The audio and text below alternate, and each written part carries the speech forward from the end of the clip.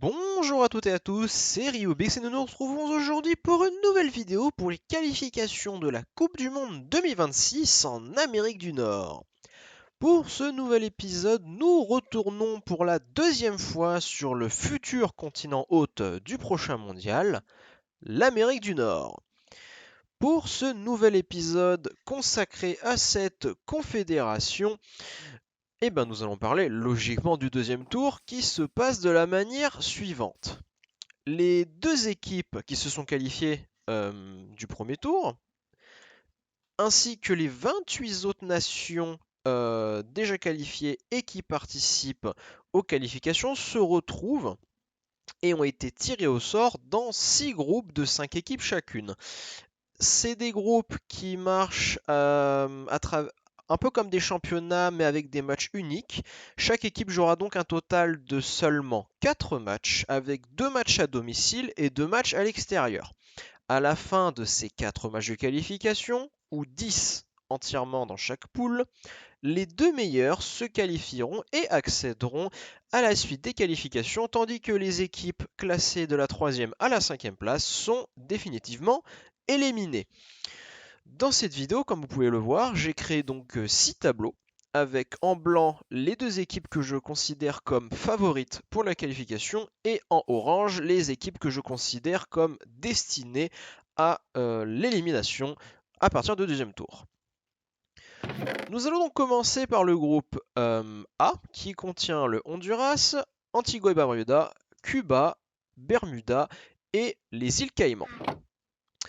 Alors, pour commencer, le Honduras. Le Honduras, dans les résultats récents, ont été éliminés au premier tour de la dernière Gold Cup en 2023, à la différence de but avec le Qatar, donc c'est vraiment un critère malheureux. On note également quand même un peu plus récemment et plus optimiste pour ce pays, des quarts de finale atteints en Ligue des Nations, en tenant tête au Mexique, rappelons-le, 2-2 cumulés, éliminé seulement en tir au but, c'est donc une performance à noter pour cette nation. Et enfin, étant quart de finaliste de la Ligue des Nations, le Honduras avait donc participé au barrage de qualification pour la Copa América 2024 qui va arriver prochainement. Barrage perdu contre le Costa Rica sur le score de 3-1. Antigua et Barbuda, de leur côté, n'ont pas grand-chose à défendre au niveau de l'histoire internationale. On peut cependant noter dans l'histoire récente qu'ils ont fini 3e de leur groupe en Ligue des Nations, sachant que c'est une équipe qui joue en Ligue B. Donc ce n'est pas une équipe qui est, on va dire, une référence dans le continent. Cuba, quant à eux, ont été éliminés comme le Honduras au premier tour lors de la dernière Gold Cup en 2023, avec notamment 3 défaites, donc une performance vraiment faible. Et on note également en Ligue des Nations une 4e place de leur poule, sachant qu'ils jouent en Ligue A, donc maintenu, mais de peu. Une autre équipe prétendante à la qualification sont Bermuda. 3e de leur groupe en Ligue B de Ligue des Nations, une équipe qui, le rappelle, avait surpris l'Amérique du Nord il y a quelques années en se qualifiant pour la Gold Cup 2019, malheureusement éliminé au premier tour. Ils avaient aussi eu l'occasion, il y a déjà 3-4 ans, de participer et de jouer à la Liga, donc l'élite du football nord-américain. Au vu des performances récentes et notamment aussi de l'expérience de certains joueurs, notamment du Honduras, j'aurais tendance d'abord à placer le Honduras comme favori de ce premier groupe, donc obtenir une qualification directe pour le tour suivant. Antigua, Cuba et Bermuda se disputeraient donc la 2e place, mais au vu des performances récentes plus encourageantes, je verrais donc l'île, ou plutôt je devrais dire l'archipel de Cuba, obtenir la 2e place de qualification. Pour le fun, je vais trier les 3 autres nations dans l'ordre que j'estime être leur classement final. En 3e position, je verrai bien Bermuda. En 4e, Antigua et Barbuda. Et enfin en 5e, les îles Caïmans, le territoire d'outre-mer britannique. Donc voilà, ça c'était mon classement pour le groupe A.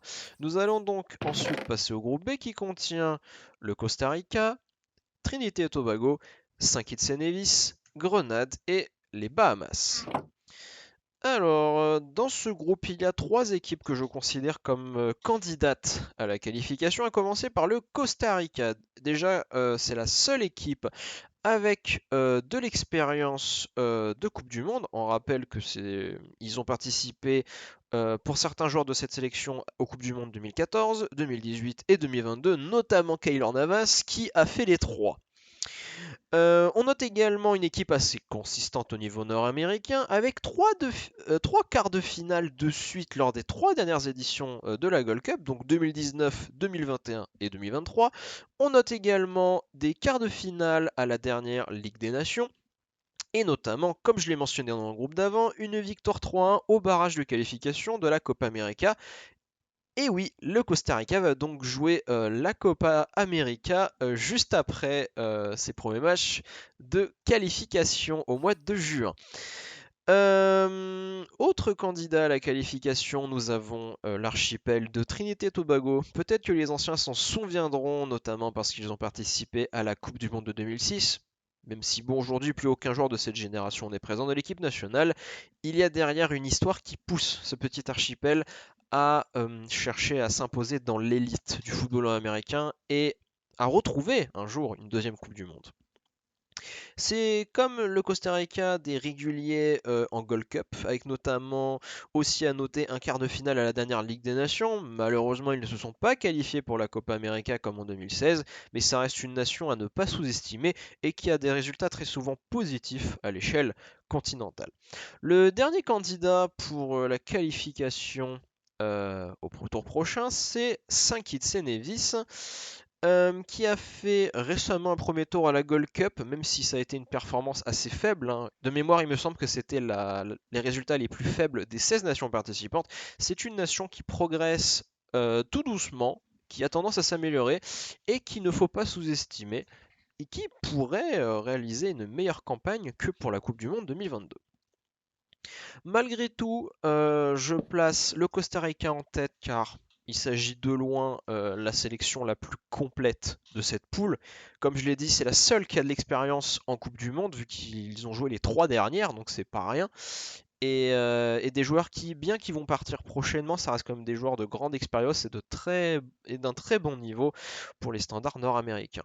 La deuxième place devrait finir dans les mains de Trinité et Tobago, qui, comme je l'ai dit, sont assez réguliers en Gold Cup et devraient enchaîner sur une bonne performance lors de ce deuxième tour de qualification. Ce qui signifie que Saint Kitts et Nevis vont manquer de peu, mais devraient réaliser une campagne correcte avant de sortir au bout d'un seul tour de qualification. La quatrième place devrait se jouer entre Grenade et les Bahamas. Je vois bien Grenade s'imposer peut-être de peu. Un match nul entre les deux nations ne serait pas surprenant, c'est tout à fait possible. Donc voilà, Grenade devrait finir quatrième et les Bahamas dernière de la poule. Dans le groupe C, nous retrouvons Haïti, Curaçao, Sainte-Lucie, Barbade et Aruba. Il n'y a que 2 favoris dans cette poule selon moi.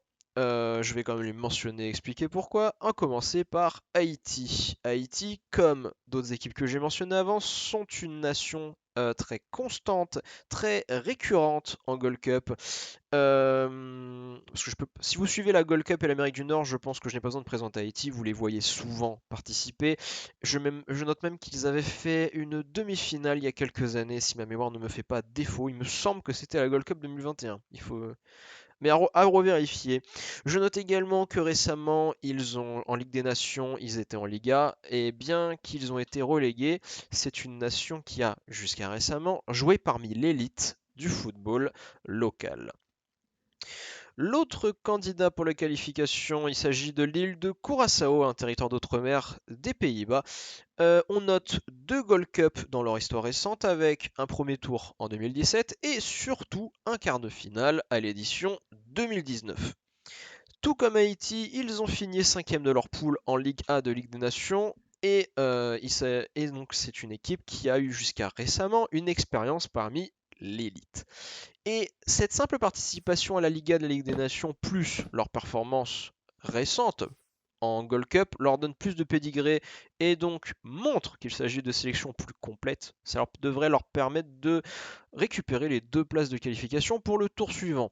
Ce qui va laisser à Sainte-Lucie, à Barbade et à Aruba des petites miettes et simplement de se contenter pour une bataille pour la 3e place de ce groupe. Nous passons ensuite avec la poule D avec Panama, Nicaragua, Guyana, Montserrat et Belize. Dans cette poule, je peux parler un petit peu de tout le monde, à commencer par le Panama, que je pense que la plupart d'entre vous connaissent, avec notamment la Coupe du Monde 2018, la toute première Coupe du Monde et la seule que ce pays a jamais eu l'occasion de participer. Et certains de ces joueurs qui ont donc eu une expérience mondiale sont encore présents dans cette sélection.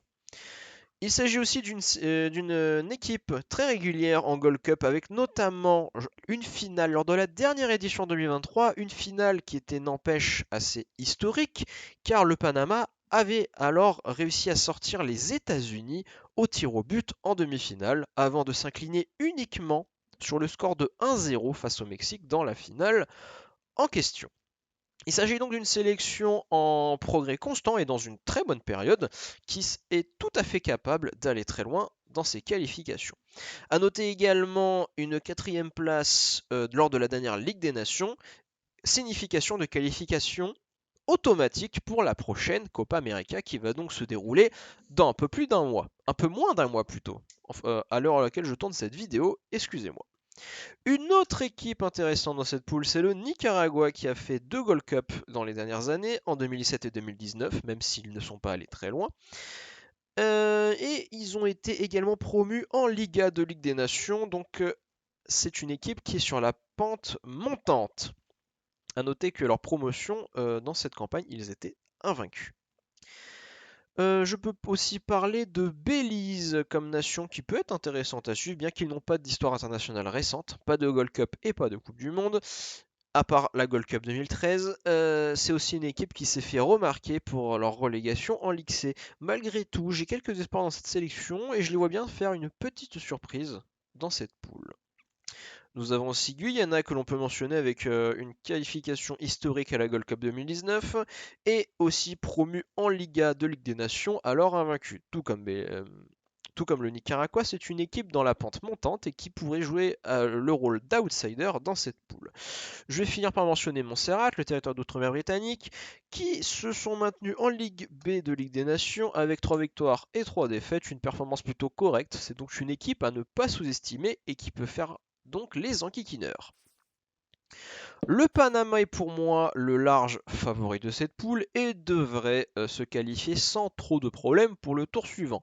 La question est qui va être capable d'empocher la 2e place et j'aurais tendance à dire que le Nicaragua devrait prendre l'ascendant sur Guyana, mais de peu. Peut-être à la différence de but. Pour moi, ces 2 nations sont vraiment les 2 favoris.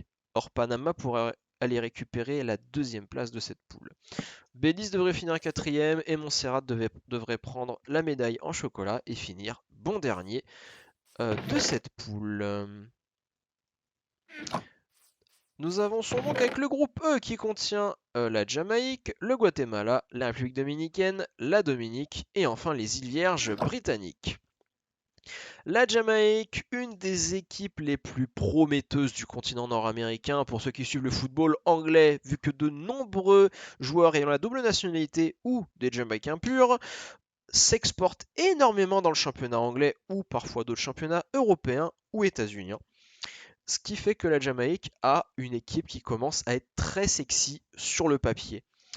Quand je dis une équipe prometteuse, c'est également au niveau des résultats, avec notamment sur les dernières années 2 finales et 2 demi-finales de Gold Cup. Toutes sur les 5 dernières éditions, ce qui en fait une des équipes les plus importantes du continent à l'échelle locale, en dehors du Mexique et des États-Unis, et même devant le Canada. Encore plus récemment, je peux noter leur 3e place en Ligue des Nations, donc derrière les États-Unis et le Mexique, preuve encore une fois de leur influence sur le football nord-américain. et donc une participation à la toute prochaine Copa América, ce qui nous permettra de voir si la Jamaïque a les capacités de se jeter dans le grand bain. L'autre favori de cette poule, c'est le Guatemala, avec notamment un quart de finale à la dernière Gold Cup.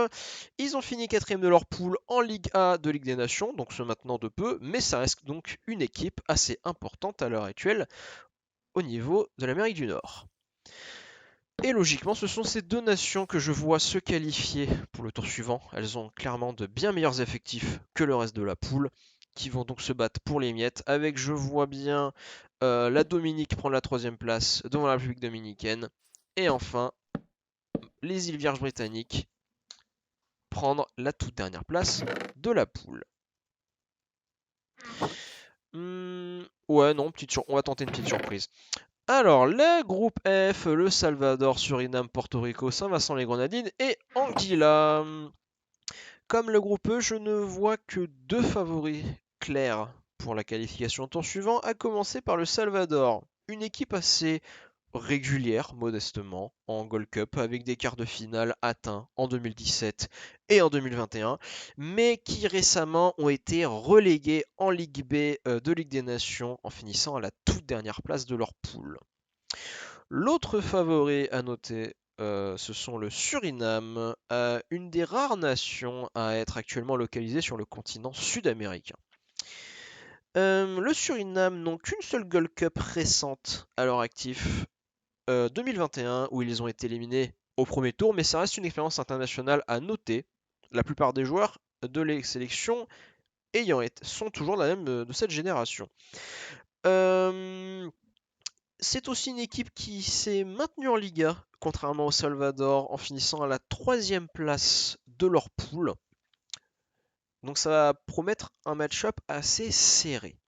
Tandis que les 3 autres équipes de la poule ne jouent même pas en Liga et sont éparpillées entre la Ligue B et la Ligue C. Pour cette raison, je mettrai le Suriname en premier un petit peu surprise de cette dernière poule, ce qui leur permettrait donc logiquement d'accéder au prochain tour.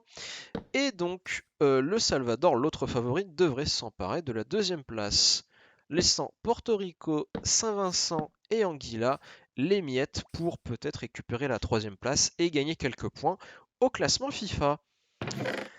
Et ben, je crois que c'est déjà tout pour cette vidéo, donc nous allons revenir en arrière, résumer mes prédictions pour le tour qui va commencer dans pas très longtemps. J'enregistre cette vidéo fin mai et les premiers matchs auront lieu début juin, juste avant la Copa América. Pour la poule A, les deux équipes que je vois se qualifier pour le 3e tour sont le Honduras et Cuba. Groupe B, je prédis le Costa Rica et Trinité et Tobago. Pour le groupe C, je vois Haïti et Curaçao. Pour le groupe D, Panama et le Nicaragua. Pour le groupe E, la Jamaïque et le Guatemala. Et enfin, pour le groupe F, Suriname et le Salvador. Donc c'était tout pour cette vidéo. J'espère que vous avez apprécié mes prédictions. N'hésitez pas à mettre des commentaires sur vos avis. Peut-être que vous avez des avis différents des miens. Peut-être qu'il y a des informations que vous ne saviez pas ou que vous savez et que je n'ai pas mentionné. Vous pouvez rajouter. Voilà, je prends tout, je réponds à tout. J'espère encore une fois que vous avez apprécié et je vous dis à la prochaine.